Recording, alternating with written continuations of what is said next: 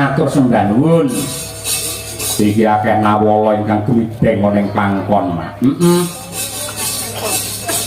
Saking Pak Bayan. Nah, pundi niki? Maguan. Nenggih Pak Agus Kuprit ngersakaken podang kuning versi Samboyo ya. Assalamualaikum bujange samundut saking kula Ki Wartani ingkang ngersakaken caping Gunung Jengleng Gubuk Asmara kalian Kusuma Wijaya sembah nuwun nggih. Samundut saking tuan rumah. Lah ya.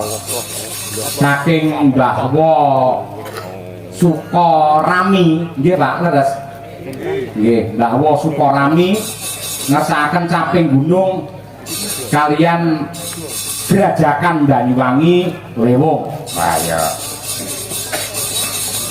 Salam persaudaraan buat Niken dari PSHT Suprayon Kampung Baru. Buat Karang Taruna yang bertugas tetap semangat dan waspada. Yih. Saking PSHT Kampung Baru request Mekarlah. Oh, kan udah Mekarlah ini. Enak lagunya. Ngerti ku bilang Mekar. Yo nikan dhisik yo. Nang jumeneng mumpung ketemu anak wedok iki calone bar bodho iki akeh sing jobe karo nikan. Ayo.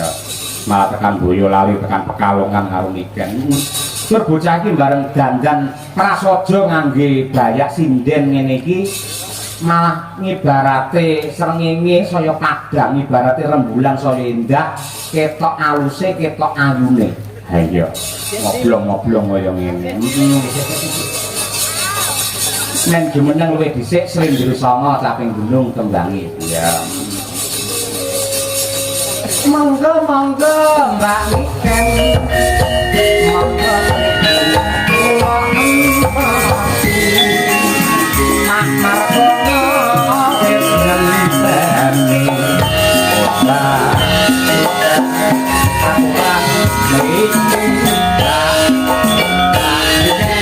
Matur nuwun. Gue mercon to kan? Kula, Pak. Lah iki muni wi. Nggih, kula briefing ya, Pak. Nggih kula pokoke jumeneng ngoten mercone kudu dalem. Wah, sikat. Ngono, Pak. Kuwi penghormatan kanggo sampeyan Pak Margono kuwi. Mergo sampeyan nembang suarane banter, kula dikompati nganggo bantere mercon kowe. Aduh, sehat ya, Nduk? Alhamdulillah, Pak. Pangestune, Pak. Bingung ora mau keblasuk ora tekan kene? Alhamdulillah mboten. Ampun enten Google Map. Mana Google Map aku tekan sawah-sawah mau. Yo, nggih, mau emang melewati sawah-sawah, Pak. Oh iya, berarti bener sing didhawuhke Pak Margono. Mriki Kampung Baru niki anu Pak, dikupeng Sabin.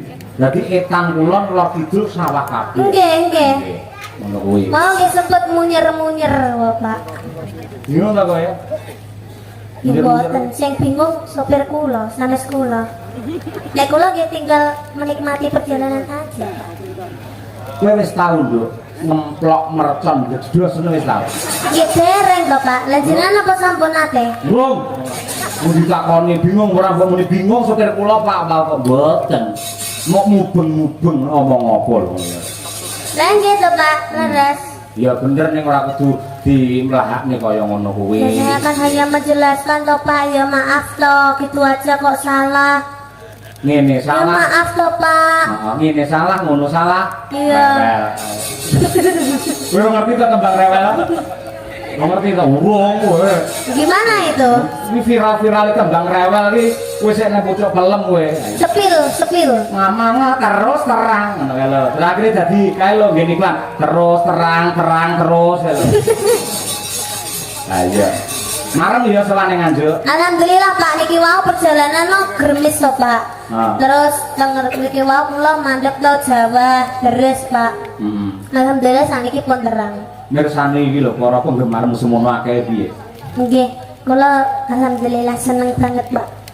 Sing seneng karo sampean ora mung sing nom, sing sepuh ya seneng, sing kakung, sing putri kabeh mencintai seorang Niken Salindri. Iya, terima Kudu bersyukur lho, kasih. Nduk, kowe kaya ngono kuwi. Iya Pak. Ora ngger sinden, ora ngger penyanyi untuk wahyu kamulyan nanti kaya sampean kaya ngono kuwi.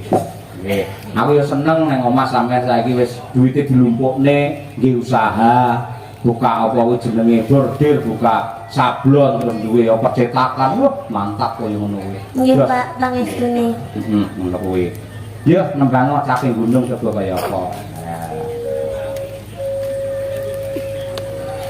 Saben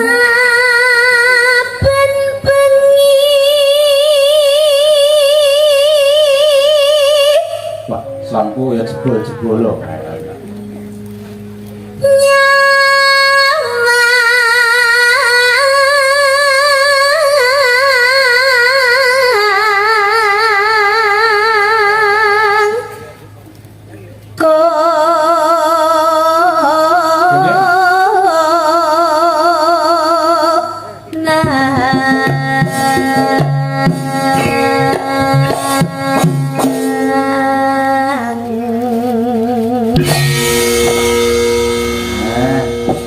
Iman lek niken iki ora dijembleng. Ayo suarane diantar di kembari karo swara gamelan kaya ngono.